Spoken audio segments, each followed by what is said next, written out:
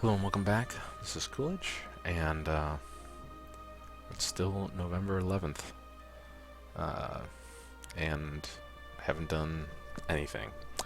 But if you don't know anything about this game, hopefully you learned something. Okay, so oh, I was gonna before we go up there, find provinces here.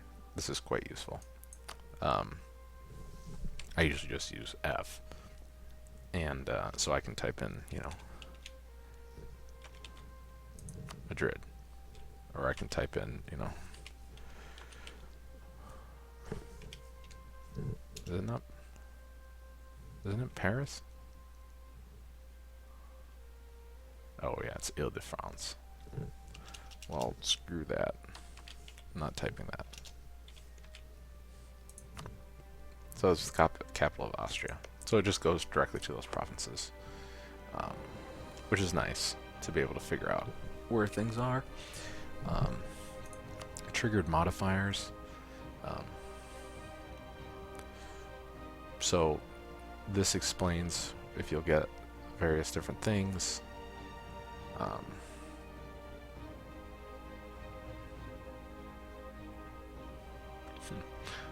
That's funny. I am a Christian, so therefore I can get this one. Imperial integrity. This is from if you're part of the HRE and there's 25 members, that's what this comes from. Now, those are displayed here. There's a lot more that can happen, but these are triggered ones that, you're like, why did that happen? History.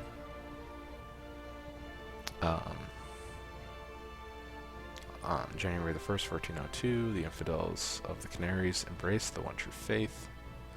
During his reign of Enrique III, the provinces of the Canaries were gained.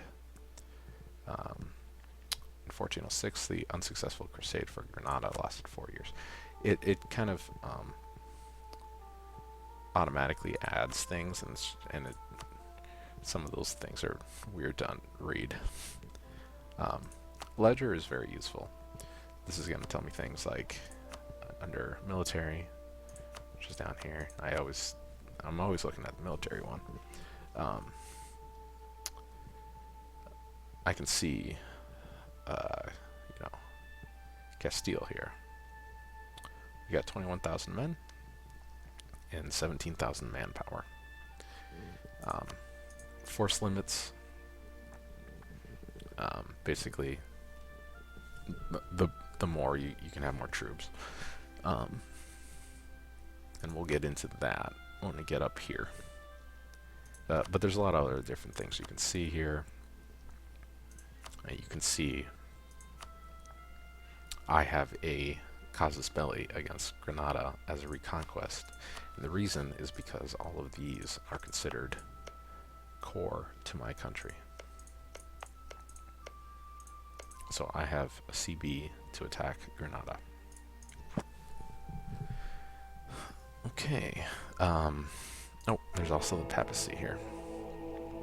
So Sweden right now is the courier controller, meaning they control the they control, they were just randomly selected, I guess. They control the most amount of cardinals. So, like, let's say that, actually none of these. Let's say another one came up for Bavaria and replaced this one for Provence.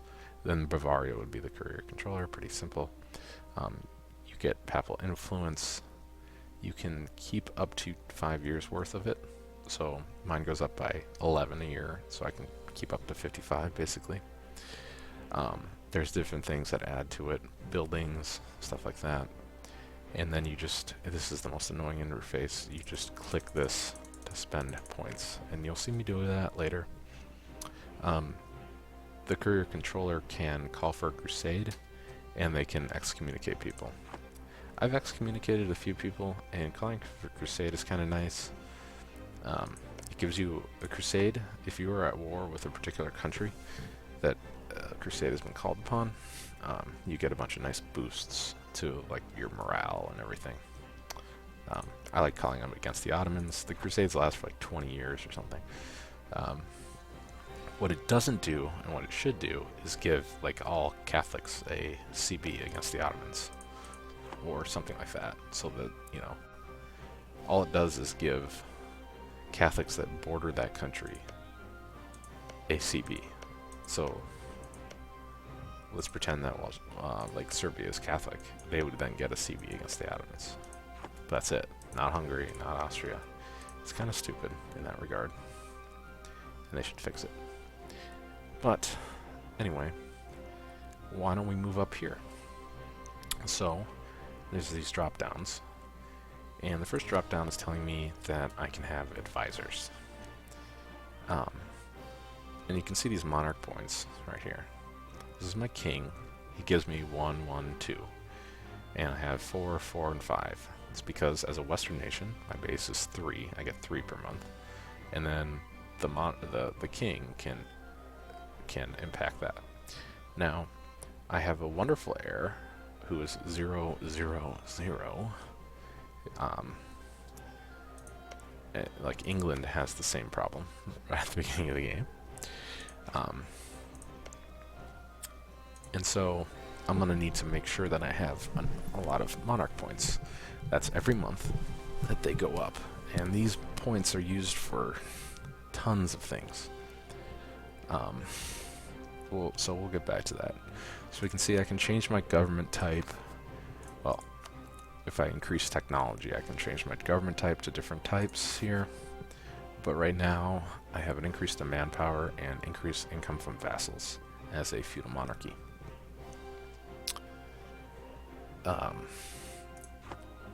So that's that. The next is the truce will expire in 4 years against Granada. I cannot attack them until then. If I do, I will get -5 stability, and it's a scale of -3 to 3, so that's very bad, and it increases my war exhaustion. I don't want to do that. It also impacts a thing like a hidden modifier called trust that you very rarely ever see, which you'll see like here. Trust +10. Trust +10. That's because that impacts things by, you know, oh, this country responds to their calls to war by their allies, and then that impacts that trust. That can go up to 40. I can build one thing right now. I can build this. I'm not going to, but I could. It's just a forward level. Although it's annoying when pretender rebels spawn in the Canaries, because you gotta go, you know, get on a boat, go over there. That's that. Disputed succession. Now, unfortunately, this particular thing is kind of misleading. Previously, when the game first started, it definitely made sense, but they never changed it after they made that so-called fix to the game. So it says at the bottom, countries which lack heirs with a strong claim may have their thrones claimed by a monarch with more prestige. You can only claim the throne of a country you're in a royal marriage with. Claiming their throne might lead to a personal union or war succession over their crown. So if I was in a if I get a royal marriage here with Austria, well, how about I do it right now? When I get a royal marriage here with Portugal, Portugal's name, which is 5 up from the bottom, will turn green. That's to try to indicate to you that, oh, I have a royal marriage with them. When I look over at Portugal, on monarch death, a Portuguese noble succeeds to the throne. If I have higher prestige than them, I can become a personal union with them. Now, for you Americans, like myself, that are not monarchists, that don't know these types of things, basically I become king of both countries. That's what personal union is. Denmark right now is in a personal union they lead a personal union with both Sweden and Norway. So these guys, it's all the same king. Okay, it's this Whistlebach, Wittelsbach, Whistlebach. It's Whistlebach. So I could get a personal union then. After 50 years, as it says here, oops. After 50 years, it's possible for this country, for Denmark, to inherit another country. That has a lot of different modifiers, including your diplomatic reputation and also the size of your own country. So if my country is massive, I have a much higher chance of getting a smaller country. But like Denmark doesn't stand a chance to getting Sweden, and I think they have to force it to get but I think they could get Norway, because Norway has less provincial value than these ones. It's just a bunch of mountains. It's not until recent years that they actually become a bunch of rich people. And I found out just the other day that everyone in Norway is technically a millionaire. Or in crowns, which is a little, it's not, it's something like, you know, they have like $500,000 each, technically, in a trust fund for future generations with their oil money. They've just been squirreling it away, which is interesting, because there's like 5 million people here, and there's like a, you know, $1 trillion in their trust fund, or 1 trillion crowns in their trust fund. Anyway, but you can force an cksum by using your diplomats to go do an annexation, which takes a very long time, but in the end, then, you know, Denmark will be also this. It won't be Norway anymore. Okay, so that's what that is. So why I said it's misleading is, previously, you could say, let's say, Portugal here, in the De Avis dynasty, if I said, I want to, they have disputed succession, I could claim their throne. That would make them very mad at me, but I then had a CB to go to war against them, to put them under a personal union. Now, if I claim their throne, what that will do is it will for sure then say, a noble from House de Trastramara succeeds to the throne. On the other hand, as you see, the same dynasty there is Aragon and Navarra. If I claimed Aragon's throne, let's say they had a disputed succession, which is either if they don't have a person or they have a person with a weak claim, then I then have a CB to then go to war with them. And in that particular case, since Aragon leads a union with Naples, I would then get Aragon and Naples, because I would be the king of all of that. So really, this is only, you'll check this a lot and look for the green countries that you have one with, and you'll do that to then, you know, check to see, and you might use that particular thing to get a CB against them to go to war. Downsides of that are that if you have a royal marriage with them, you end up taking a stability hit for going to war with them. They also hate you because of it, and the personal union will break if they don't have a positive opinion of you, or if you don't have positive prestige. So right now my prestige is at 6, and if I was at -6 and leading a union, and my my king died, that union would end. So they're a special class of vassals, subjects. I don't have any. They would appear here, and those subjects, they have a tentative relationship with you. So you want to integrate them after like 50 years. And yeah. Okay, so that's that particular thing. And then this is mission. What's nice in this game is you get some particular missions to try to it eggs the AI on, and it also eggs you on. So I could take this one first, just in case. I don't want them to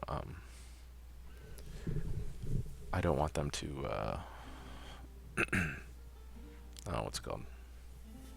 Rival me, but instead be my buds. And I might do that. I'm not sure yet. Castile almost always gets this Iberian wedding event if it's before 1550, and the monarchs are there's a male and a female, a male on one throne and a female on the other, vice versa. And Castile always becomes the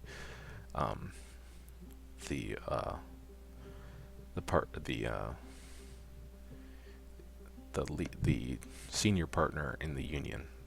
So they will lead the union over Aragon. That almost always happens unless Aragon is a human player. So then Castile would inherit Aragon anyway, so it really doesn't matter. So it doesn't matter if I attack them or not, or if I just go, do something else. So that's those things. Up here, ducats, money, pretty straightforward. I'm getting some per month, and I have to pay for things. Manpower. So every 10 years, currently, I will gain 25,570 manpower. That's, in the end, that's really not that much. That is 25,000 men. And that takes 10 years for that to go up to the top. Right now it's at 17,000 and it maxes out at 25. If you're ever near the max, I would start building troops with that, because otherwise you're just wasting manpower. At the beginning of the game, this is a very precious commodity. Stability. Stability's over here, and you can boost it with some monarch points, or things happen that make it so it goes down or up. And when it goes down,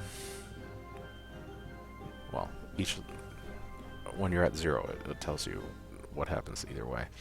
So you get better taxes if it has higher stability. Lower stability, your legitimacy goes down. You get more revolt risk, etc., etc. So positive is good, obviously. Prestige. So my prestige is pretty low, but it increases your morale when you have high prestige. I think is it by 25% total, maybe 30? I don't know. If I get all the way up to 100, it goes to 100 and to negative 100. So obviously you want to be more prestigious. It gives good things, and when it goes negative, it does the opposite of all those. Legitimacy. Legitimacy is how people view your particular monarch or your government. The Venice is a republic. Republics have a different mechanic of republican tradition, but it's the same type of deal. Your legitimacy goes to half of whatever it is if you ever change government forms. So if I was to change to a different one, my legitimacy would go down to 50%. It doesn't tell you that, but it happens. It also changes down to It also changes down to a lower number if you have like a weak heir. So if my heir comes to the throne with a weak claim, my legitimacy might go to 20. But then then it slowly goes up. But then if a strong claim heir comes up back and goes to the throne, it goes all the way back up to 100. Legitimacy, the most important thing that it impacts is this number, your diplomatic reputation. So that goes by 25. So if I was down to 75, then it would just be +2, and if it was below that, then it would be +1 on this diplomatic reputation. Diplomatic reputation is important for things like I want to get an alliance, and let me just. So they have lots of reasons and no negative reasons, including diplomatic reputation +7, even though it says +2.5 over there. So as you can see, it's a lot bigger number for diplomatic reputation for this particular thing. If I go to like to Austria and I try to offer diplomatic reputation +7, trust +5, but they have a lot of other reasons not to, including that they have a 0 opinion of me, which makes it a -1,000. If they have 0 or less, it will always be -1,000, I think. And then it also has other reasons, like, you know, my army strength and my navy strength isn't that good compared to theirs, so why bother being my ally, that kind of thing.